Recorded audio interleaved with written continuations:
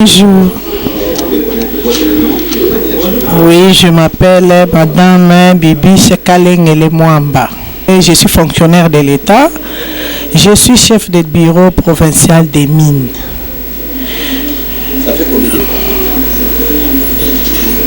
Depuis que je suis nommé chef de bureau, c'est depuis 2012. 2009, j'étais nommé par sans être commissionné, mais à 2012, j'avais eu tous les documents signés par le ministre national, chef de bureau provincial incorporé de la division provinciale des mines de Chikapa.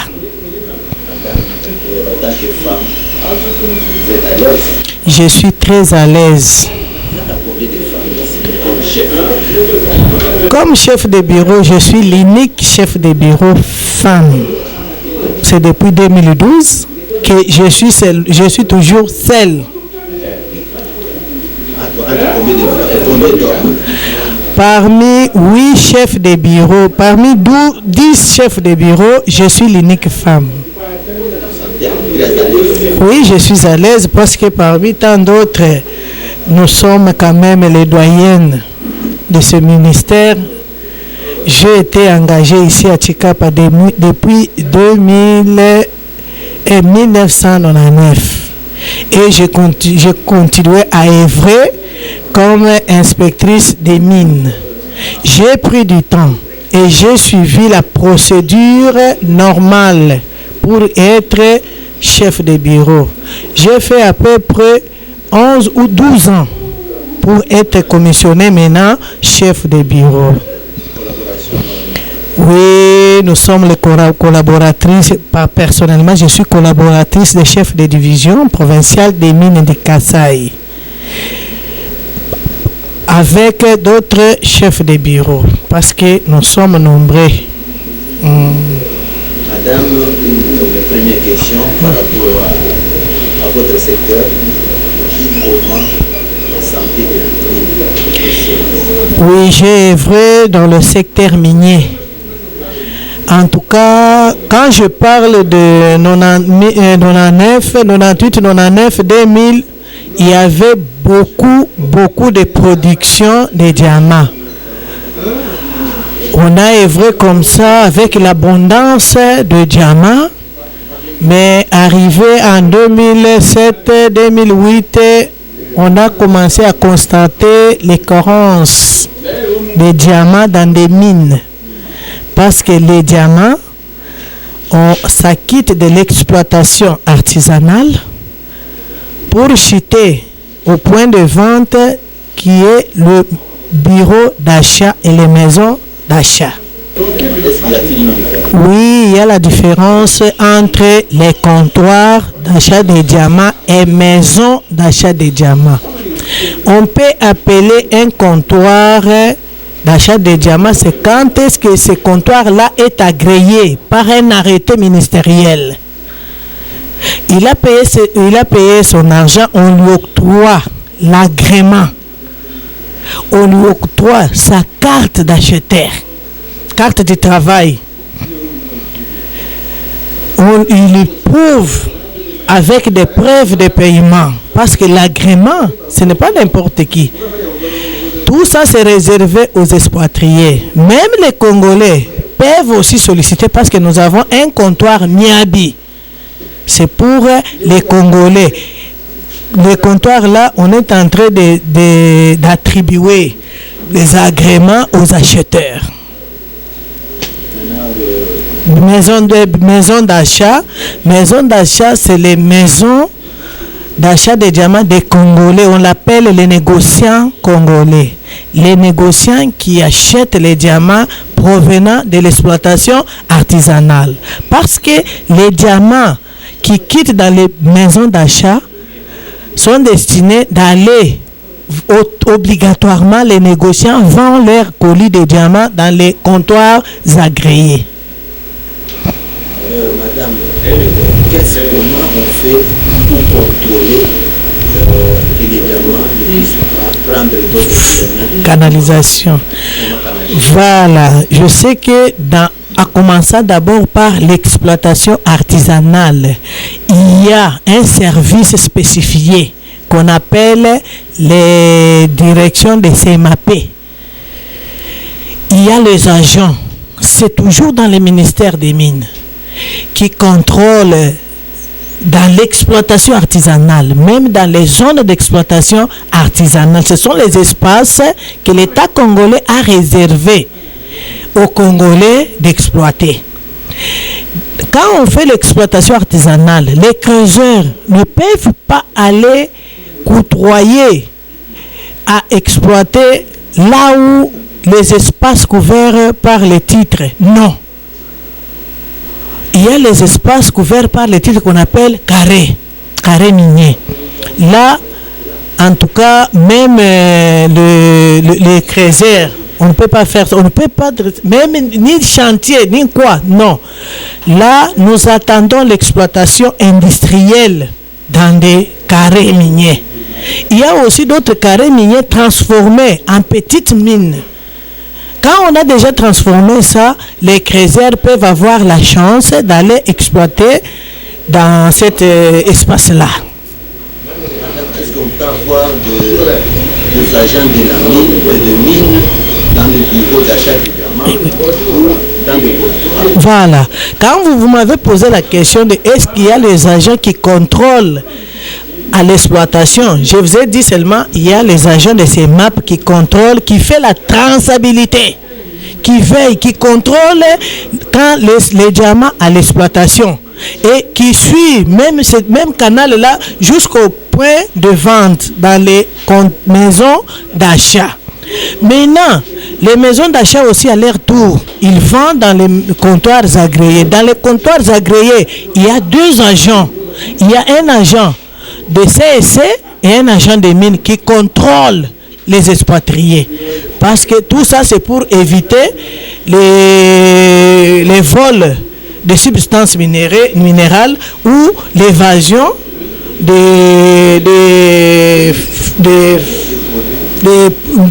minéraux toujours. C'est pour cela, si vous voyez, vous remarquez dans les comptoirs, on envoie les agents seulement dans les comptoirs agréés. Dans le bureau, il n'y a pas d'agents. Dans les maisons d'achat, il n'y a pas les agents parce que c'est les Congolais. Les Congolais. Ça, c'est une chance qu'on donne aux Congolais, un enfant de la maison, du terroir, fils du terroir, qu'ils se sentent à l'aise dans leur province, dans leur village, qu'ils achètent pour vendre aux négociants et aux acheteurs. Oui.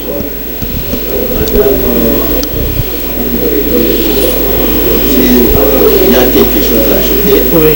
On peut ajouter aussi le canton faire des élections. Madame, vous avez aussi des ambitions. Non. D'abord, le service des mines est apolitique.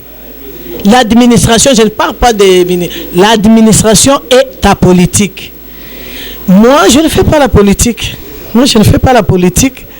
Même si notre ministère est chapeauté par la politique, mais nous, les agents, nous resterons stricts les apolitiques. Parce que si la politique s'inflige dans l'administration des mines, tout est foutu. Tout doit être foutu, ce n'est pas bien. Nous voulons être indépendants à l'administration publique. L'administration reste apolitique. Vous avez appris qu'on a nommé une femme à la tête de l'île. Quelle a été votre réaction? Personnellement, j'étais très contente parce que les femmes, même quand nous étions à l'école, on étudiait avec les garçons, on sortait devant les garçons. Les femmes, nous sommes capables de faire tout. Et quand une femme travaille, c'est avec sincérité. Ça, c'est premièrement. Deuxièmement, elle est honnête. Elle travaille correctement, comme moi aussi. Correctement. Nous aussi, ce que notre ministre fait, c'est ce que nous aussi on fait. Je suis ici. Quand il y a des conflits miniers, conflits de limites, conflits miniers, conflits d'exploitation, je me rends en boost. J'effectue des kilomètres et kilomètres en moto. En moto, là, ce sont des motos qu'on loue. On ne nous a pas doté des motos, on ne nous a pas doté des véhicules. Nous demandons, j'ai fait aussi ma plaidoyer auprès des autorités nationales, qu'ils sachent que l'exploitation, c'est ici que nous sommes. Parce que nous sommes sur le banc de frontalier avec l'Angola. Il y a l'exploitation qui s'est faite de peut-être 400 ou 500 km. Nous sommes incapables d'effectuer ou bien d'arriver. Il y a des conflits miniers qui se trouvent d'autre part et d'une autre. En tout cas, pour y arriver, il faut louer des motos pour y arriver. Mais c'est un peu difficile. On loue avec nos propres moyens, les moyens là qu'on n'a pas mis à notre disposition. Qu'on nous dote des motos à la mobilité pour nous faciliter d'effectuer, même s'il y a un problème, il y a des problèmes de grosses pierres. Des grosses pierres, par exemple, ici à Chikapa, on peut dire qu'il y a un problème de grosses pierres à Kassanzu. À Kassanzu, là, comment je peux arriver à Kassanzu? À Kassanzu, c'est 150 km ou bien 100 km. Comment je peux arriver à pied? Et encore, à ce moment ici, il y a l'insécurité totale. Quand nous demandons des motos, c'est pour nous faciliter, même il y a un état de route, en tout cas, des routes impraticables. Des routes impraticables. Mais avec des motos, on peut faire par tous les moyens, on passe. On arrive au lieu. Madame Chikapa, vraiment joyeux,